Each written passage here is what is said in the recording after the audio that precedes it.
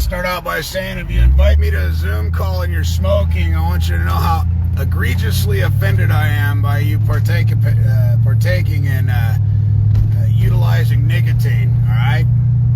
And if that sounds asinine, it's because you got a brain, and it should sound absolutely fucking asinine, all right?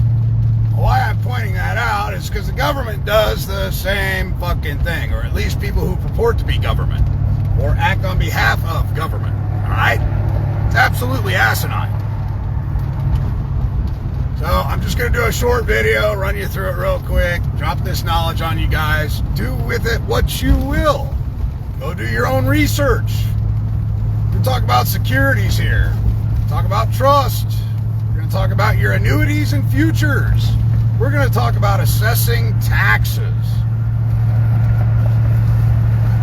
First off, the mother is the grantor, and the mother has the power to grant, as grantor, state her intent as to making you, her offspring, not only the intended beneficiary, but the power of attorney in fact for the estate manifested by her special trust deposit identified as the master application for the birth certificate that is probated by the state registrar, who is a chief probate officer. I'm speaking loud because I'm driving, traveling, whatever the fuck you want to call it, I really don't care.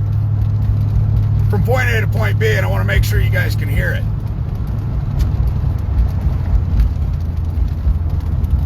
A trust cannot exist without an estate being previously created. And that is what the head chief probate officer, identified as a state registrar in all 50 states, is doing.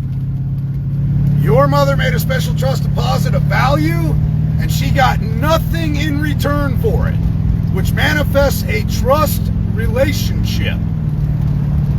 The beautiful thing about trust, and maybe it's not so beautiful for the ones who are willfully ignorant, is nobody has to know that a trust was manifested for a trust to exist.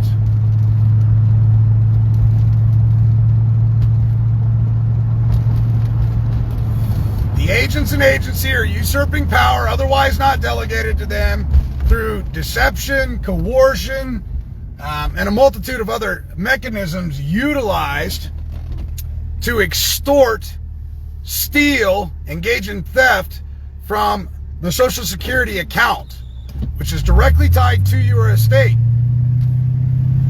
All your bills are prepaid. Everything is prepaid. I just explained this to a group of gentlemen, and I figured I'd take the time to go ahead and explain it to everybody.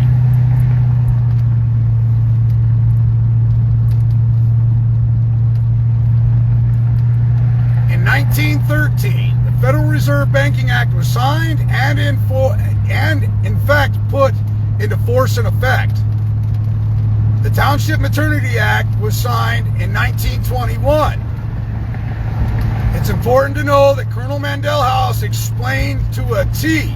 Whether or not it's hearsay matters not to me at this point, because the statement made by Colonel Mandel House perfectly and clearly identifies what exactly was manifested into existence after 1913. Very soon, the American people will unwittingly, under the ancient system of pledging, pledge their biological property for our benefit, okay? Because it's the only way to float government. He also stated that the instrument created would in fact be a bill of lading. The birth certificate is a bill of lading. What's significance about a bill of lading? All right? A bill of lading is a vessel used to move property, real tangible or intangible property. That is what a birth certificate, a bill of lading, is used for. It's also evidence of a very, very large debt, due and owing. Due and owing to whom, you might ask? That debt due and owing is due to you. A small debt creates a debtor, a very large debt creates an enemy, and that might help you comprehend why you are perceived to be an enemy belligerent combatant of the United States. All right? So who carries the primary active degree of fault for all debts? Well, that would be none other than the office of the President of the United States. Why? Because Franklin Delano Roosevelt, in 1933, during his inaugural speech, said you can't pay a debt with a debt. They turned around and they put out an order, an executive order, to reclaim all gold and silver, all right? And they created this debt-based monetary system, which is really just a system of promises, okay? Debt has value. That's an important one to comprehend and understand. Wow, these people. I swear, they issue driver's license out of Cracker Jack fucking boxes. Debt has value. Debt is important. And when you're not balancing both sides of the ledger, the credit side and the debit side, and zero balancing the account as it's supposed to be, you're creating an uneven ledgering system. The taxes are not being paid. There's capital gains that aren't being reported. And the capital gains is on the side of the corporation. They're the ones with the capital gains. Why? Because you're a creditor. You're the only one that can manifest new currency into the economy through contract. It's Contract Law 101. All right? It's Securities 101. It's real simple. So, who carries the primary active degree of fault for all debts? Under Title 18, subsection 8, the United States. The office of the President of the United States carries the fiduciary obligation as a securities intermediary and custodian of the record to zero balance all accounts and to make sure that all debts are paid. So, it might behoove somebody to acknowledge and accept the oath of office of the President of the United States. Why would you do that? Because it's a contract, and equity does not impute an intention to fulfill an obligation, which means if you sit idly by with this knowledge and you don't write to the President of the United States that you acknowledge and accept his oath of office and his heirs and assigns to the office of the President of the United States, and you have defaulted into becoming surety for something that you had no prior obligation to pay for. You come into suretyship. You're the surety at that point, which means that your ass is an asset and your ass will sit in jail for breach of contract. But if you accept their oath of office, now, if they're derelict in their duty and fail to offset and discharge the debts because they carry the primary active degree of fault under Title 18, subsection 8, House Joint Resolution 192, Public Law 7310, 4848 stat, I can't remember the other number to that, forgive me. They're the ones that are in breach of trust.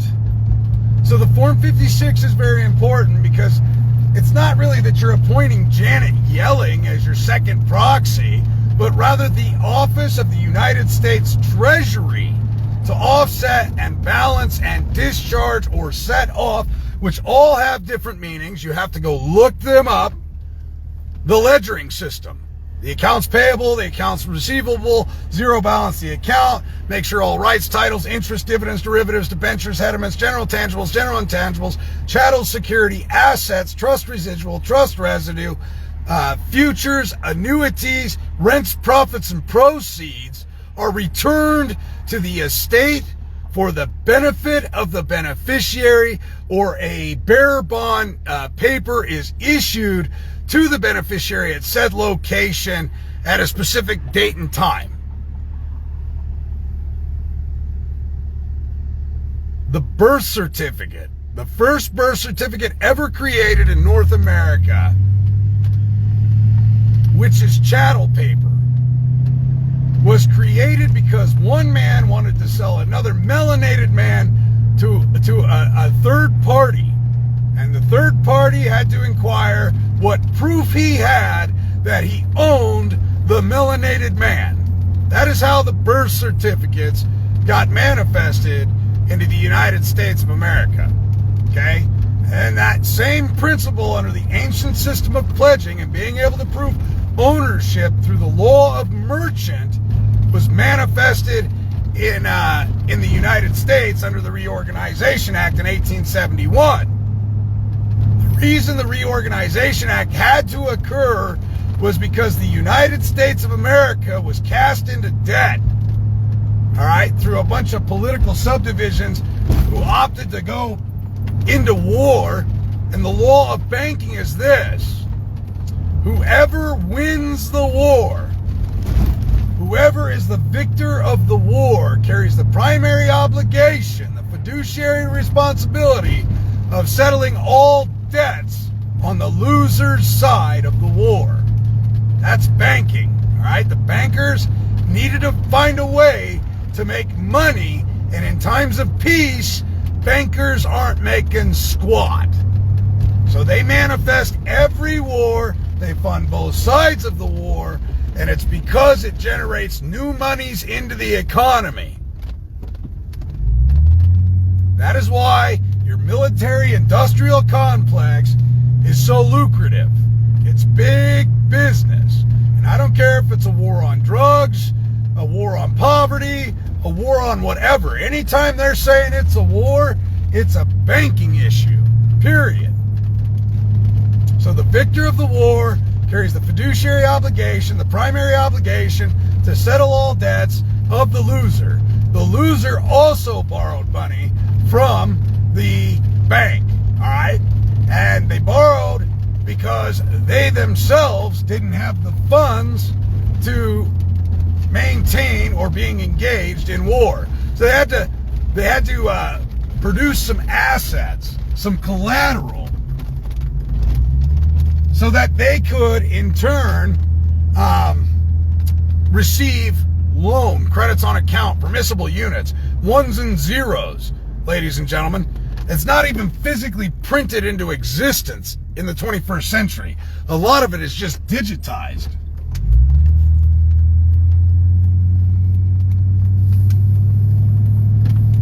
So in a court setting, performance bond, bid bond, payment bond, penal bonds, all of that are securities. All right, they may start out as bonds, and I'll remind you that a security is anything that matures 9 months or longer. Anything, any financial instrument, an IBO, an international bill of exchange, a bill of exchange, a letter of credit, a promissory note, they can all start out as a bond if they mature faster than 9 months.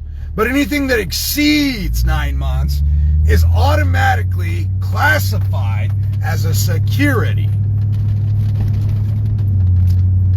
Let's see. I think I want to use the next one. So let's talk about your blank banker's endorsement. Everybody says, oh, the UCC doesn't hold any merit anymore.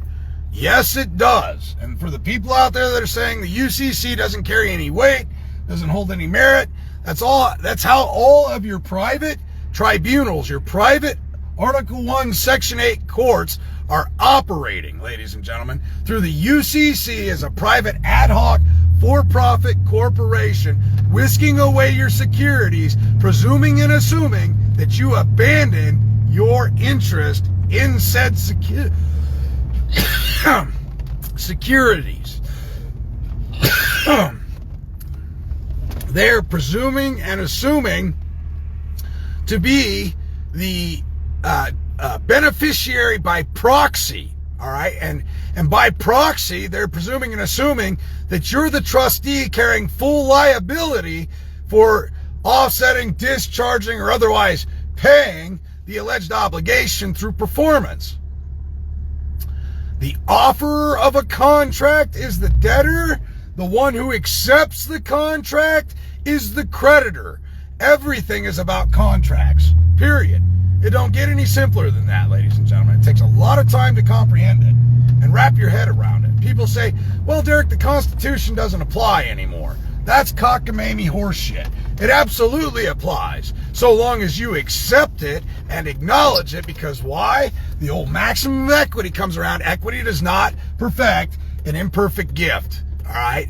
Equity imputes an intention to fulfill an obligation. So when these agents and agencies say, well, I only took a Title 5 3331 oath, which they will never tell you, because that's the oath for profit and gain on behalf of their corporate charter, for which they haven't produced their corporate charter anyway. But equity imputes an intention to fulfill an obligation.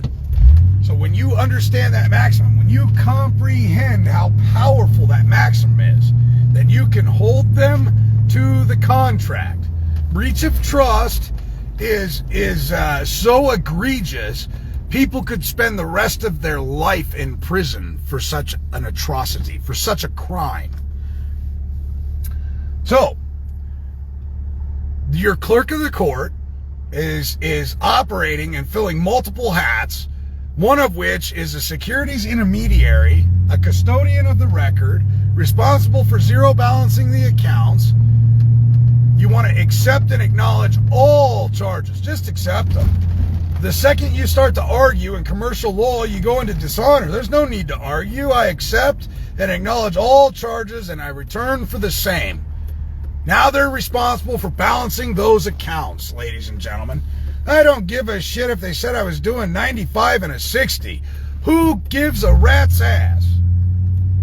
All they're doing is banking, period. So you qualify your endorsement under UCC 3-402, where it specifically puts in quotation marks, by authorized representative. That's one of the ways to qualify your endorsements. You can put non-assumpsit, without recourse, all rights reserved, and given for a patent right, which comes out of the Canadian Coinage Act. And then if you want to follow the 1863 Stamp Duties Act, you just place a stamp on the son of a bitch and sign through it. Okay? Now you've paid your tax on the negotiable instrument, because there really is no money. All right? And that's articulated in Title 31, Title 18, subsection 8, and a number of other places.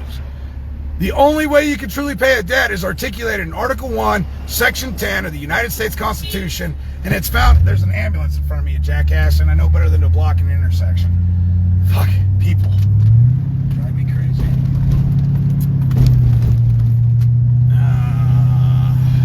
Good gravy. So, where was I? Very important information here. So, let's get to assignment. We just covered the rights, titles, duties, and obligations of a qualified endorsement. Let's cover the Power of Appointment Act of 1951, which is so important.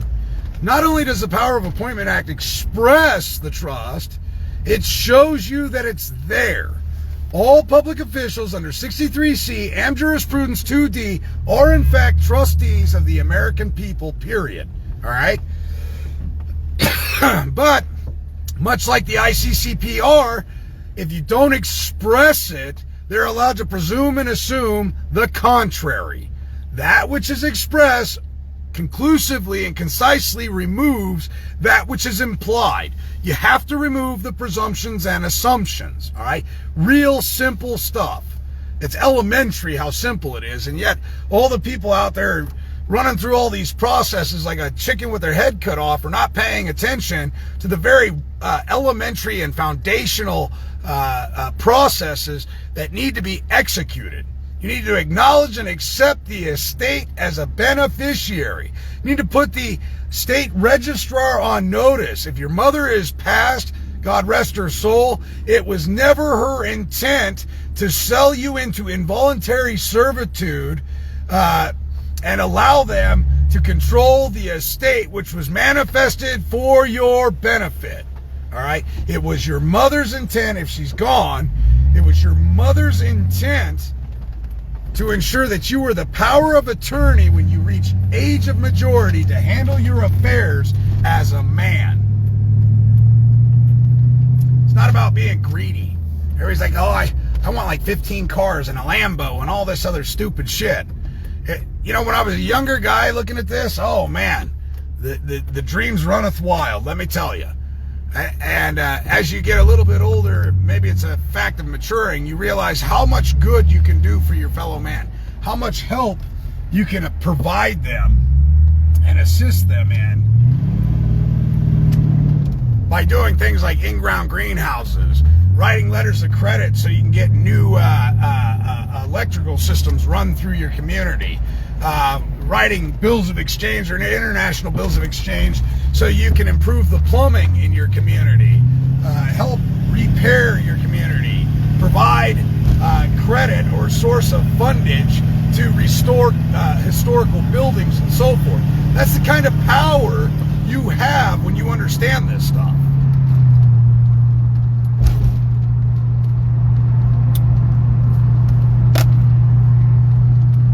So when you stop thinking about yourself and start thinking about what you can do for your countrymen, your fellow man, civilization for which you're immersed in, that's when you start to see the big picture.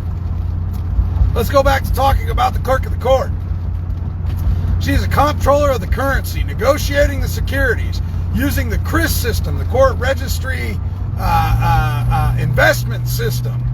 Now, I got validation the other day from a clerk of the court who flat out told me she got checks from the state based upon the promissory notes, the penal bonds, and all that, and she placed them into a Custer County court bank account at Great Western.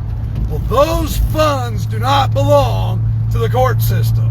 Those funds belong to the beneficiary, period. So the beneficiary has to come forward and express the trust and show the elements of a trust. Well, one of the elements of the trust is the lacking of sufficient pleadings made by a man or woman making a claim that I caused them harm. Where was due process of law given? Where was the notice and opportunity to make the man or woman aggrieved whole? It doesn't exist. And because that doesn't exist, this can only be a trust, a constructive trust, period. An egregious attempt to extort the estate, to unjustly enrich themselves, all while hiding the tax liability through tax evasion that they truly carry, period. Where do all those bonds go? Well, a lot of people have a belief that they're run through the International Bank of Settlement and they're created into a bundle of securities, and then later they're run through the international stock market. Now that may very well be true. How would we prove that? Well, there's a QSIP identifier so that those instruments can be negotiated. That case file jacket can be negotiated on the stock exchange. Which leads me to my next point. If it's being negotiated as a security, then there's derivatives, dividends, annuities, futures. See, a lot of people don't talk about the futures. Nobody really ever discusses it. They're always talking about securities. Well, that's all great, fine, and dandy, but don't plateau there. Dig a little deeper into the banking section in UCC 8 and realize what annuities are. Futures are.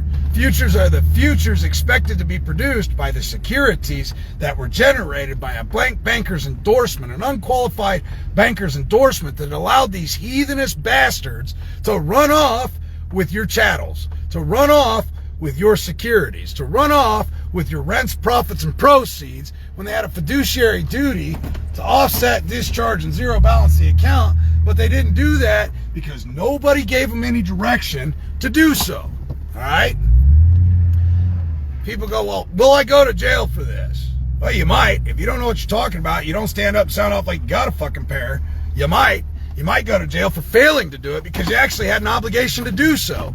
As an agent of the IMF, and every last one of you is an actual agent of the IMF, you have a fiduciary responsibility, believe it or not, to make an observation, create a record, and report it.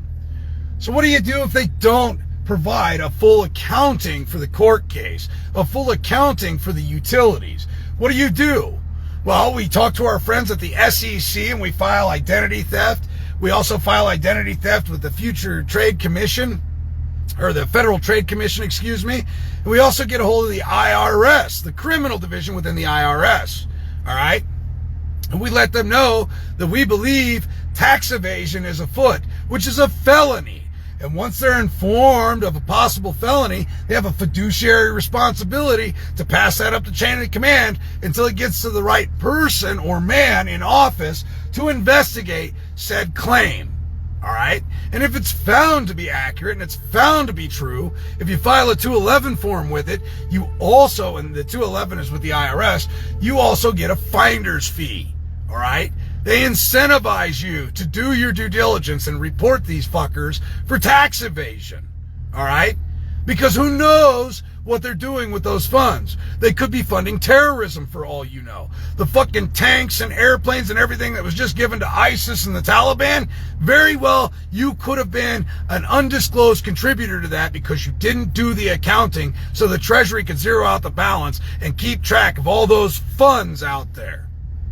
All right, you can start to utilize the CAFR, the Comprehensive Annual Financial Report, that warehouses hundreds, if not billions, of credits on account to bring down the national debt as well as promote prosperity within your community.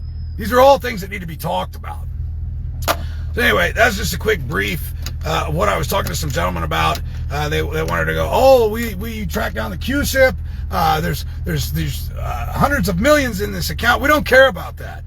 Your ability to manifest into existence credits on account, permissible units, whatever the fuck you want to call them, dollars, I don't care what you call it, is unlimited, ladies and gentlemen. What you need to focus on is letters of credit, bills of exchange, international bills of exchange, promissory notes. All of those things manifest into existence currency. All right? But you also have to comprehend how to report that new currency that you just created into the market. That would be your 1099As, your 1099 OIDs, your 1099Cs, and your W-4s. Very, very important documents if you're going to utilize what I'm talking to you about. Insurance. What are we talking about, brother Russell? Are we talking about life insurance policies for which you can liquidate and pay yourself back 6% interest instead of paying a bank 6% interest? And so you can borrow against your life insurance policy that you got for $1 million, and you can start to grow that way, and you can create an LLC and roll it over into a trust, or you can do better yet, an S corporation, and then roll everything over into a trust and show that the S corporation has no tax liability because every quarter it shows zero profits and zero gains, and thus it's not liable for taxes. Are those the kind of things you're speaking of, Russ? Anyway, long story short, I gotta let you guys go. I gotta fuel up. I got a lot of stuff to do. Love you guys. Keep studying, keep grinding. 2022 is the year the American people stand up and put their foot up our trustees' asses. This is the year, baby. Let's get it done. This is a year for setting records. I don't care about the Super Bowl, baseball, bowling, basketball. I care about making sure the American people have the pertinent knowledge to send them light years into the future, bolster their communities, help their fellow man out, and let's not make it about, oh, I want a Lamborghini. Oh, I want a $3 million house. Oh, I want this shit. You know, there was a great man who was once euthanized by the powers that be because he said, ask not what your country can do for you, but what you can do for your country. It's such a prolific speech given by that man. And then he said, I'm going to single-handedly dismantle the CIA. Well, it didn't take long after saying something like that they euthanized his ass. Just the same with Abe Lincoln when he started to integrate a system of currency backed by something solid, tangible asset that required no interest. There was no interest bearing on the currency that was created by Abe Lincoln or by John F. Kennedy. These are the reasons they euthanized him, because that's how banks make their piece of the fucking pie. All right? And while they're making their piece of the pie, they're not paying the capital gains tax on the negotiable fucking instruments that they're peddling, ladies and gentlemen. And we're the ones at fault. We're the ones that are allowing them to do this. So thanks for joining me. I appreciate you. Thank you for all your support. Thanks for joining selfgovernanceu.com. Thanks for supporting all the classes that I put out there. Thanks for joining the law library. You want to become, you want to accelerate your learning curve. I'm telling you right now, the law library that my constituents and I have put together will expedite your learning curve tenfold without question. And it's not just literature in there. There's audios, there's videos, there's classes. It is just absolutely a wonderful investment for you, your loved ones, and your family and your friends. Thanks for joining me, and we'll talk to you guys real soon.